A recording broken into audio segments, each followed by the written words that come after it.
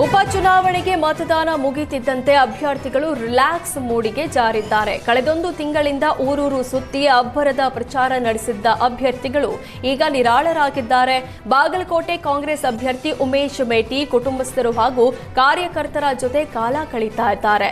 ತಿಮ್ಮಾಪುರ ಗ್ರಾಮದ ಮನೆಯಲ್ಲಿ ಕಾರ್ಯಕರ್ತರ ಜೊತೆ ಚರ್ಚೆ ನಡೆಸಿದ ಉಮೇಶ್ ಮೇಟಿ ಸೋಲು ಗೆಲುವಿನ ಕುರಿತು ಚರ್ಚೆ ನಡೆಸಿದ್ರು. ಇನ್ನು ಮೇ 4ರಂದು ಬಾಗಲಕೋಟೆ ಹಾಗೂ ದಾವಣಗೆರೆ ದಕ್ಷಿಣ ಕ್ಷೇತ್ರದ ಉಪಚುನಾವಣೆ ಫಲಿತಾಂಶ ಪ್ರಕಟವಾಗಲಿದೆ.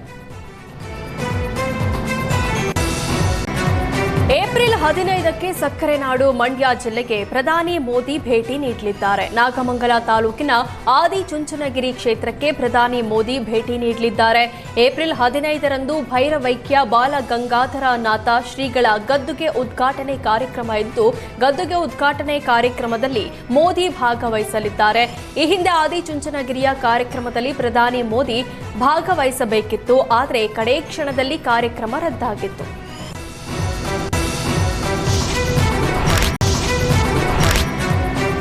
ಸಿಎಂ ಸಿದ್ದರಾಮಯ್ಯಗೆ ಸಿಎಂ ಕುರ್ಚಿ ಬಿಟ್ಟು ಕೊಡುವ ಮನಸ್ಥಿತಿ ಇಲ್ಲ ಅಂತ ಕೇಂದ್ರ ಸಚಿವ ಎಚ್.ಡಿ. ಕುಮಾರಸ್ವಾಮಿ ಹೇಳಿದ್ದಾರೆ. ಮೈಸೂರಲ್ಲಿ ಮಾತನಾಡಿದ ಎಚ್ಡಿಕೆ, ಜೆಡಿಎಸ್ನಲ್ಲಿ ಇದ್ದಾಗ ಸಿದ್ದರಾಮಯ್ಯ ಏನು ಅಂತ ನೋಡಿದ್ದೇವೆ.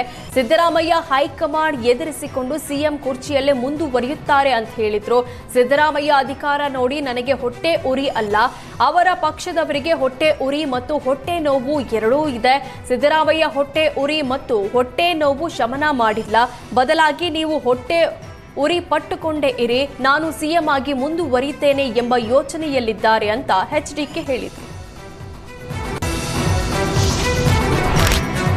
ರಾಜ್ಯದಲ್ಲಿ ಕಮರ್ಷಿಯಲ್ ಸಿಲಿಂಡರ್ ಪೂರೈಕೆ ವಿಚಾರದಲ್ಲಿ ಸುಧಾರಣೆ ಆಗಿದೆ ಅಂತ ಆಹಾರ ಸಚಿವ ಕೆಎಚ್ ಮುನಿಯಪ್ಪ ಹೇಳಿದರು. ಬೆಂಗಳೂರಲ್ಲಿ ಮಾತನಾಡಿದ ಅವರು, ಆಟೋ ಎಲ್ಪಿಜಿಗೆ ಸ್ವಲ್ಪ ತೊಂದರೆಯಾಗಿದ್ದು ಕೇಂದ್ರ ಸರ್ಕಾರಕ್ಕೆ ಪತ್ರ ಬರೆದಿದ್ದೇವೆ.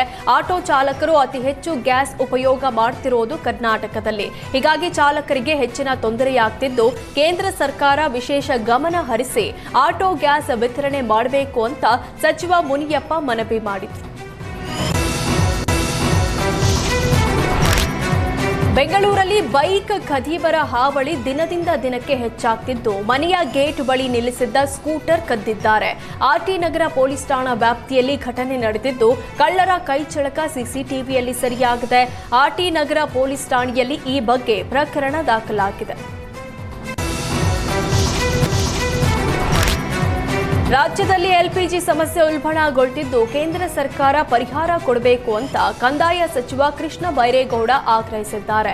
ಹಾಸನದಲ್ಲಿ ಮಾತನಾಡಿದ ಕೃಷ್ಣ ಬೈರೇಗೌಡ, ಎಲ್ಪಿಜಿ ಸಮಸ್ಯೆ ಬಿಕ್ಕಟ್ಟು ಬಗೆಹರಿತಾ ಇಲ್ಲ, ಸಣ್ಣ ಪುಟ್ಟ ಕಾಫಿ ಅಂಗಡಿ ಇಟ್ಟುಕೊಂಡವರು ಕೂಡ ಕಷ್ಟಕ್ಕೆ ಸಿಲುಕಿದ್ದಾರೆ. ಗ್ಯಾಸ್ ಇಲ್ಲದೆ ಲಕ್ಷಾಂತರ ಆಟೋಗಳು ನಿಂತಿದ್ದು ಚಾಲಕರ ಸಂಪಾದನೆ ನಿಂತು ಹೋಗಿದೆ ಅಂತ ಕೃಷ್ಣ ಬೈರೇಗೌಡ ಹೇಳಿದ್ರು. ಸದ್ಯ ಯುದ್ಧ ನಿಂತಿದ್ದು, ಈಗಲಾದರೂ ಕೇಂದ್ರ ಸರ್ಕಾರ ಸಮಸ್ಯೆಯನ್ನ ಬಗೆಹರಿಸಬೇಕು. ದೊಡ್ಡವರು ಹೇಗೋ ಬ್ಲಾಕ್ ಮಾರ್ಕೆಟ್ನಲ್ಲಿ ಸಿಲಿಂಡರ್ ತೆಗೆದುಕೊಳ್ತಾರೆ, ಆದರೆ ಸಣ್ಣ ಪುಟ್ಟ ಹೋಟೆಲ್ ನಡೆಸೋರು ಏನು ಮಾಡಬೇಕು ಅಂತ ಕೃಷ್ಣ ಬೈರೇಗೌಡ ಪ್ರಶ್ನಿಸಿದರು. ಮಂಡ್ಯ ಜೆಡಿಎಸ್ನಲ್ಲಿ ಭಿನ್ನಮತ ಭುಗಿಲೆದ್ದಿದೆ. ಸ್ವಪಕ್ಷೀಯ ನಾಯಕರ ವಿರುದ್ಧವೇ ಮಾಜಿ ಶಾಸಕ ರವೀಂದ್ರ ಶ್ರೀಕಂಠಯ್ಯ ಹಿಗ್ಗಾಮುಗ್ಗ ವಾಗ್ದಾಳಿ ನಡೆಸಿದ್ದಾರೆ. ಜೆಡಿಎಸ್ ಪಕ್ಷವನ್ನ ಬಿಜೆಪಿ ಹಾಗೂ ಕಾಂಗ್ರೆಸ್ಗೆ ಅಡವಿಡಲು ಮುಂದಾಗಿದ್ದಾರೆ ಅಂತ ಮಾಜಿ ಸಚಿವ ಪುಟ್ಟರಾಜು ಹೆಸರೇಳದೆ ವಾಗ್ದಾಳಿ ನಡೆಸಿದ್ದಾರೆ. ಕಾಂಗ್ರೆಸ್ ಬಿಜೆಪಿ ಜೊತೆ ಸೇರಿ ಜೆಡಿಎಸ್ ಮುಗಿಸಲು ಯತ್ನಿಸಿದ್ದಾರೆ, ಆದರೆ ಅದು ಸಫಲವಾಗಲ್ಲ. ನಮ್ಮ ಪಕ್ಷವನ್ನ ಬೇರೆ ಪಕ್ಷದ ಜೊತೆಗೆ ಅಡಮಾನ ಇಡಲು ಹೊರಟಿದ್ದಾರೆ, ಜೊತೆಗೆ ಇರೋರನ್ನೇ ಮುಗಿಸಲು ಹೊರಟಿದ್ದಾರೆ ಅಂತ ಶ್ರೀಕಂಠಯ್ಯ ಕಿಡಿಕಾರಿದ್ದಾರೆ. ಜೆಡಿಎಸ್ನಿಂದ ಎಲ್ಲ ಅಧಿಕಾರವನ್ನ ಪಡೆದಿದ್ದಾರೆ, ಈಗ ಅದೇ ಅಧಿಕಾರಕ್ಕಾಗಿ ಎಲ್ಲವನ್ನ ಮುಗಿಸಲು ಹೊರಟಿದ್ದಾರೆ. ಎಲ್ಲದಕ್ಕೂ ನನ್ನ ಬಳಿ ಸಾಕ್ಷಿಗಳು ಇವೆ, ನಮ್ಮನ್ನ ಕೆಣಕ್ತಾ ಇದ್ರೆ ಸುಮ್ಮನೆ ಇರೋದಿಲ್ಲ ಅಂತ ರವೀಂದ್ರ ಶ್ರೀಕಂಠಯ್ಯ ವಾಗ್ ಪ್ರಹಾರ ನಡೆಸಿದ್ದಾರೆ.